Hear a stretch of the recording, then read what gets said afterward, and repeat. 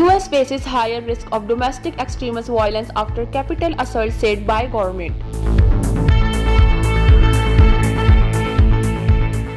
United Nations says severe winter condition has created a really dire situation in Syria.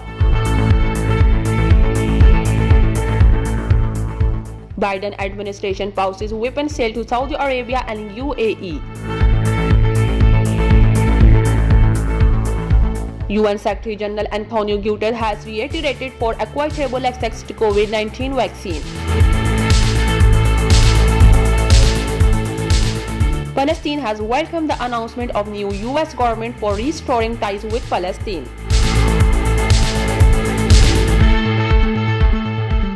In Afghanistan, 6 militants were killed during clashes with security personnel in Al-Shin district of eastern Laghman province on Thursday.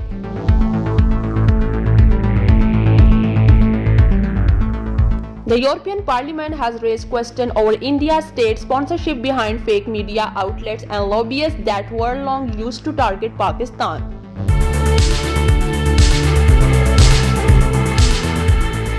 Global financial market may be overconfident, IMF warns.